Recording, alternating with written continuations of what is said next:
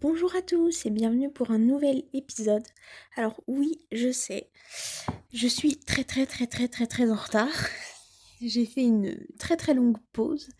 Voilà, parce que j'ai eu beaucoup de choses à faire. Il y a eu la rentrée, etc. Et puis j'avais aussi un petit peu... Voilà, en fait, je me demandais simplement qu'est-ce que j'allais faire avec ce podcast. Donc là, du coup, je reviens avec Wicked 2, qui est sorti il y a pas longtemps. Alors déjà, avant de vous parler de Wicked 2, je voudrais un petit peu vous parler du coup de ce que je compte faire avec le podcast. En fait, je sais pas trop. Enfin, je pense que je vais continuer moins fréquemment qu'au début, parce que les deux premiers épisodes ont été sortis vraiment dans un laps de temps assez proche. Je pense que je vais faire plus, voilà, quelque chose d'un peu plus large, quelque chose de... Voilà, pas forcément une fréquence précise, et quand j'aurai le temps, quoi, quand j'aurai le temps et l'envie. Voilà, parce que je trouve que c'est pas la peine de me forcer à faire quelque chose que je n'ai pas envie de faire ou que je ne peux pas faire bien, parce que ça vous donne du coup du contenu de moins bonne qualité, et voilà, je trouve que c'est moins intéressant. Donc en fait, je me suis un petit peu, j'ai réfléchi un petit peu, je me suis un peu imposé des règles par rapport à de quelle comédie musicale je parle. Donc je me suis dit, déjà, forcément une comédie musicale en film, parce que c'est déjà beaucoup plus accessible pour, pour vous tous, parce que pas tout le monde a l'argent ni la capacité d'aller dans un théâtre, voir une pièce de théâtre, etc. Puis en plus, comment dire, l'objet filmique est beaucoup moins éphémère que le spectacle vivant. Enfin, c'est-à-dire que tu peux retrouver exactement le même... tu vas voir un film, c'est le même film pour tout le monde. Alors que si tu vas voir un spectacle, à chaque fois, c'est un peu différent. C'est pas toujours les mêmes choses. Enfin, c'est... Il y a ce qu'on appelle l'écriture de plateau, il y a des adaptations différentes, etc. Donc, pour qu'on ait vraiment tous le même objet, j'ai décidé que ce soit que des comédies musicales transcrites en film, en version filmée, et pas trop des trucs impossibles à trouver, quoi, des choses qu'on peut voir sur les plateformes ou qu'on peut acheter en disque, enfin voilà, quelque chose qui soit accessible, parce que c'est pas la peine que je vous parle d'un truc dont vous allez rien comprendre, c'est pas la peine. Et pour être sûre d'être vraiment objective, on va dire, enfin pas vraiment objective, mais d'être, on va dire, compétente sur ma matière, que ce soit un film que j'ai vu au moins 2 fois. Parce que c'est possible, tu vois, j'ai pas envie de parler d'un film que j'ai vu une fois il y a longtemps et que je m'en rappelle plus, ou que ce soit un film que j'ai vu super récemment et que comme je viens de le voir, je trouve ça génial et que j'ai aucune critique à dire. Je veux vraiment que ce soit quelque chose de à la fois mûri et à la fois frais. Et pour ça, il faut que ce soit un film que j'ai vu au moins 2 fois. Donc c'est ce que j'avais fait pour les 2 premiers épisodes, c'était des films que j'avais vus plusieurs fois. Et d'ailleurs, c'est pour ça que je vous fais l'épisode sur Wicked en ce moment. C'est parce que je l'ai vu pour la deuxième fois hier. Voilà, déjà je voulais le revoir et je voulais aussi, du coup, reprendre un épisode avec le fait que je l'ai vu 2 fois et que donc j'ai pu bien, on va dire, mûrir mon expérience, mûrir mon avis dessus. Et ensuite, j'avais quand même l'idée aussi peut-être de faire des petits hors-série pour justement tous ceux qui sortent du cadre de ces règles donc que je viens de m'imposer. Je comptais faire peut-être un petit hors-série pour parler de Epic the Musical. Voilà, parce que c'est vraiment une comédie musicale on va dire, qui est très récente et qui a chamboulé l'histoire de la comédie musicale. Donc je voulais vous en parler. Je pense que je vais parler aussi de Heathers et de surtout la version filmée qu'on peut retrouver gratuitement sur YouTube et qui n'est pas filmée, c'est pas une captation avec une vraie caméra et tout, c'est quelqu'un dans le public qui a filmé avec son téléphone. Donc voilà, c'est pas de très bonne qualité et puis c'est un peu clandestin de faire ça. Mais je voulais vous en parler de cette comédie musicale parce que du coup, comme c'est sur YouTube, c'est quelque chose de très accessible. Et par contre, voilà, j'ai pour ceux qui sont dans la série entre guillemets ces règles-là que je me suis imposées. Donc j'ai plusieurs, propositions pour la suite, je sais pas, entre Mamma Mia, Moulin Rouge, West Side Story.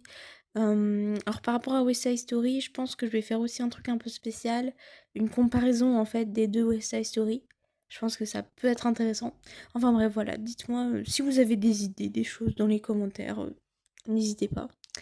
Voilà, donc maintenant je vais parler de Wicked 2, de la suite. Alors en fait, du coup, ça va pas être un épisode justement, genre je fais une longue intro en parlant du podcast en soi, parce que je sais que cet épisode-là va être moins long, parce qu'il y a pas tout le en fait, je vous ai déjà parlé de l'histoire de la comédie musicale, je vous ai déjà expliqué d'où ça venait et cetera. Et bah, là, en fait, c'est juste la suite. C'est vraiment juste, l'acte 2 quoi, donc c'est pas la peine que je vous réexplique qui a fait quoi, et cetera. Là, je veux vraiment juste me poser sur mon avis à moi et voilà, tout simplement vous parler un petit peu du film. Donc alors, il y a un peu la question, est-ce qu'il est aussi bien que le un? Est-ce que machin? Pour moi, c'est stupide de les différencier. C'est impossible. Comme c'est vraiment 2 films qui ont été tournés en même temps, en fait. C'est ça a été ils ont fait les 2 tournages en même temps. Ils ont fait des grosses sessions de tournage et ils ont sorti le un peu avant le 2. C'est d'ailleurs pour ça que c'est un film aussi massif qui sort peu de temps après le un. C'est parce que ça a été filmé en même temps et du coup, ça nous permet de garder vraiment la même patte créative et pour moi, c'est complètement stupide de dire: «J'ai préféré le un ou j'ai préféré le 2 parce que c'est 2 films qui vont complètement ensemble, quoi. Et en même temps, pour autant, je trouve pas qu'ils auraient dû faire, juste un seul film, compacté parce que à la fois, ça aurait fait beaucoup trop long et bah, on n'aurait pas eu autant d'attaches émotionnelles, tu vois? L'attente, ça crée une attache émotionnelle, ça crée quelque chose où, voilà, on se dit: «Mais qu'est-ce qui va se passer? J'espère qu'il va se passer ça». On a le temps, quoi, de ressentir tout ça. Hem, mais pour autant, voilà, j'ai vu, par exemple, sur internet, une dame qui disait, «Oui, vous pouvez voir le 2 sans avoir vu le un». Absolument pas. Je suis pas du tout d'accord. C'est 2 films qui vont tellement ensemble et d'ailleurs à mes yeux, tu peux pas avoir vu le un sans voir le 2 après. C'est ça va ensemble, quoi et c'est pas possible que, vous ayez, par exemple, adoré le un et détesté le 2 ou que vous ayez, détesté le un et adoré le 2 quoi. Ça va vraiment ensemble, c'est deux objets artistiques qui vont ensemble et alors c'est vrai qu'il y a quand même des différences un peu. Personnellement, j'ai un tout petit peu préféré le un mais enfin voilà, j'aurais pas imaginé le un sans le 2 ça va ensemble. Et alors les petites différences du coup globales, enfin les «différences» entre guillemets quoi, qu'on pourrait notifier, globales entre les 2 films, c'est que le un il était vraiment porté, le message était vraiment porté sur les discriminations, les minorités, la différence et cetera. Et je pense que c'est aussi pour ça que j'ai préféré le un tout petit peu, hein. Quand je dis préféré, c'est vraiment très légèrement. Mais j'ai préféré donc celui-là pour ce thème-là, parce que c'est un thème qui me parle personnellement. Mais le 2 est beaucoup plus engagé politiquement.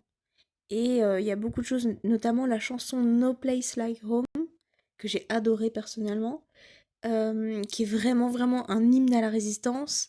Et voilà, tout ce qui est autour du magicien d'Oz, qui doit partir parce qu'il a fait trop de mal en montant, etc. Enfin, on voit vraiment politiquement qu'est-ce que ça veut dire, surtout que c'est un film américain qui, enfin, qui tourne en ce moment, quoi, avec des acteurs très, la plupart d'entre eux sont dans des minorités discriminées, etc. Donc voilà, on voit clairement que c'est un petit message dédié à un certain président. Voilà, voilà, je vais pas en dire plus, mais on comprend quoi clairement. Et en plus, c'est ça, je trouve, qu'il y a d'assez puissant dans ce deuxième volet, c'est que le premier volet, je le trouvais très puissant parce que il abordait la différence sans faire semblant qu'elle n'existait pas. Et mais tout en restant très positif et pas drama queen. Et le 2 je trouve que voilà, c'est un film grand public, c'est un film qui parle vraiment, bah voilà, c'est un blockbuster en fait. Et il a quand même des propos politiques très très engagés et il s'assume quoi. Il essaye pas de se cacher de ça. Il est pas en mode ah oui, il y a cette chanson, mais non, ça parle pas de ça. Enfin voilà, il va à fond dans le propos. Et encore plus que, enfin, je sais pas, j'ai pas vu la comédie musicale de base, mais de ce que je comprends, de ce que les gens disent, etc., il y va plus à fond encore. Donc on voit que le réalisateur avait vraiment des choses à dire, un message à porter, etc. Et bah voilà, par rapport aux performances de chant, d'acting, bah comme le dernier film, hein, époustouflant. Surtout Cynthia Rivero, vraiment dans ce film, elle me... Waouh. Tout... Bref, Elphaba, elle me met à genoux, vraiment, quand... J'écoute en boucle les musiques depuis la semaine dernière, et vraiment, elles sont extraordinaires. La voix de Cynthia, elle est, mais extraordinaire. Je suis un petit peu moins sensible à la voix d'Ariana, même si je sais qu'elle fait aussi des notes très très très très aiguës et très impressionnantes. Enfin, les deux de toute façon sont tellement talentueuses et ont une performance vocale extrême. Et le jeu aussi était très très bon par tous les acteurs en fait. Alors je trouvais personnellement un peu moins Ariana. Notamment il y a un moment donné où, qui est d'ailleurs un choix cinématographique très intéressant, où en fait il y a le magicien d'Oz et Madame Morrible qui parlent derrière, et le plan est centré sur Glinda, et donc sur les émotions qu'elle ressent. Et en fait, je trouvais que voilà, il y avait vraiment le potentiel d'un moment d'acting extraordinaire, et j'ai été un petit peu déçue. Je trouvais que c'était un petit peu... Voilà, oui, elle pleurait, mais c'était... Je trouve que ça aurait pu être un peu plus marqué quand même, ces émotions. Voilà, mais après c'est mon idée personnelle, puis je suis très sensible à l'acting, donc voilà, voilà. Et bah sinon, par rapport à Glinda, pour revenir justement sur Ariana, enfin du coup sur Glinda, dans le premier film, je l'avais détestée. Vraiment, vraiment. Je la trouvais insupportable au possible. Mais attention, ça voulait pas dire que je détestais le film du tout. Je trouvais qu'elle avait totalement sa place d'antagoniste, en fait, de femme insupportable. Et là, dans ce deuxième film, en fait, elle devient de plus en plus... C'est très bien fait, parce que elle a son personnage quand même qui se développe, en fait. Qui, voilà, et qui paye, en fait, pour les décisions qu'elle a prises. Et petit à petit, elle devient vraiment une meilleure personne. Et d'ailleurs, à la fin, elle le dit, je vais essayer d'être bonne. En fait, elle essaye vraiment de devenir une meilleure personne. Elle voit que tout son truc superficiel, machin, ça la fait souffrir. Ça fait souffrir des gens qu'elle aime. Et elle se dit, bon, bah, on va arrêter les conneries. Et on va essayer de faire quelque chose de bien. Mais pour autant, elle perd pas du tout son identité, quoi. Elle reste concombre. Et elle reste vraiment elle-même, mais elle a un développement de personnage que je trouve très intéressant. Donc voilà, je trouvais que... Et du coup, ça justifiait en fait. Au début, je comprenais pas pourquoi elle était partout dans le merchandising, etc. Je me disais, mais c'est la méchante du film, qu'est-ce qu'elle fout là? Et là, en fait, je comprends que c'est vraiment un duo. Et d'ailleurs, la dernière scène avec la chanson For Good, la première fois j'ai pleuré, la deuxième fois j'ai pleuré. Voilà, tout simplement. Ça m'a détruite émotionnellement. Alors, on va parler un petit peu de Gelfi, du coup. Le, le ship, entre guillemets, enfin, le couple, entre guillemets. C'est que, du coup, ayant vu les deux films, voilà mon avis sur la question, parce que c'est vrai que dans mon premier épisode, j'avais pas du tout parlé de ça. J'avais parlé de Galinda et... Enfin, Galinda, Glinda, on s'en fout. Et Elphaba que dans des termes amicaux. Euh, mais ce que je pense personnellement, puisque vous êtes là pour écouter mon avis, c'est que je pense assez clairement qu'elles ont quand même des sentiments l'une pour l'autre. Il y a plusieurs choses qui font que, voilà, il y a vraiment, notamment dans le jeu des actrices, des regards qu'elles se font, des choix cinématographiques, postures, etc. Et bah, dans ce film, elles se disent clairement, je t'aime moi aussi. Donc pour moi, elles ont des sentiments. Mais c'est pas mon couple préféré. Je préfère Elphaba avec Fiyero. Voilà. Je vous dis sincèrement, mais ce que j'en pense. Je suis pas en mode oh waouh, Gelfi c'est le meilleur couple de tous les temps, je veux qu'ils sortent ensemble là. Et je suis pas non plus en mode mais non, mais elles sont juste amies, ça se voit, elles sont pas homosexuelles.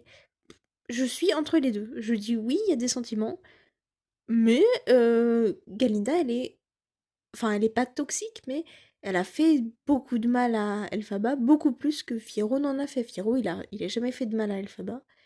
Et voilà, moi j'ai pas envie qu'on me fasse bobo à ma petite dame verte, parce que je l'aime beaucoup, tout simplement.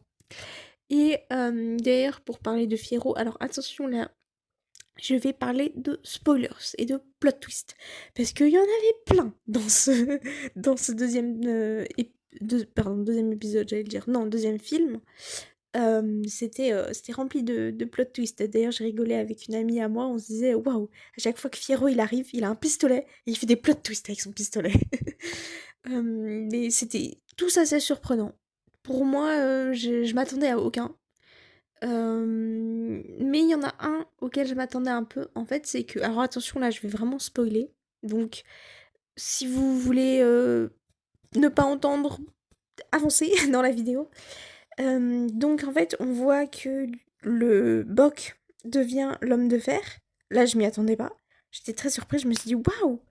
On voit que du coup, le petit lionceau qu'elle avait sauvé, c'est devenu le lion poltron.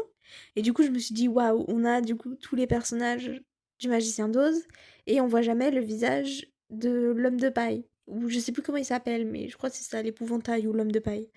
Et Fiyero, il est censé être mort, entre guillemets.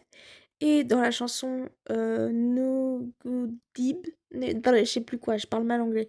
No Good Deep, une chanson d'ailleurs qui me... Enfin voilà, je parlais tout à l'heure des performances de Cynthia, mais celle-ci, cette chanson-là, elle me cloue à terre à chaque fois.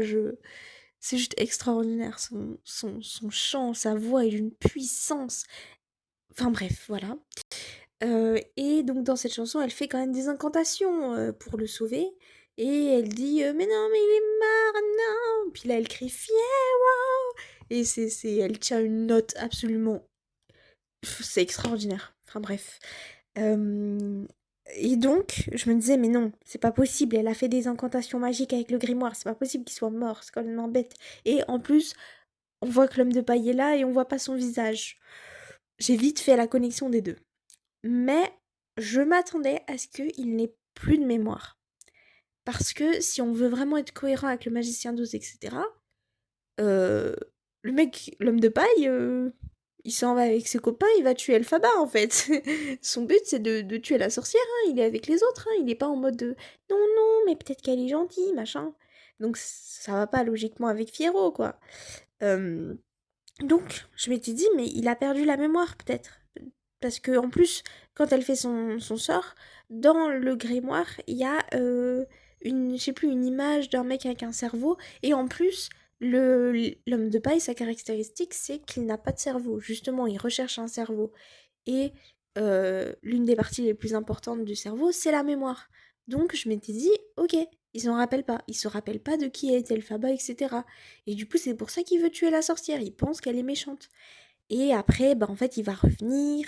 Elle va dire, oh, mais c'est toi, Fiyero. Il va dire, ah, mais tu connais mon prénom? J'ai un prénom.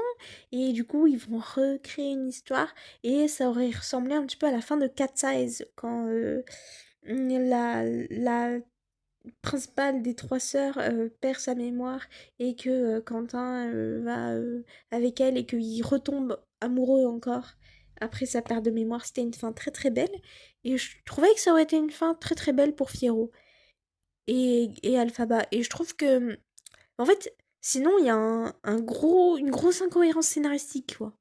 Il y a vraiment, tu te dis, mais pourquoi t'as fait tout ça? T'as essayé de tuer ta meuf, mais pourquoi? Ça n'a pas de sens.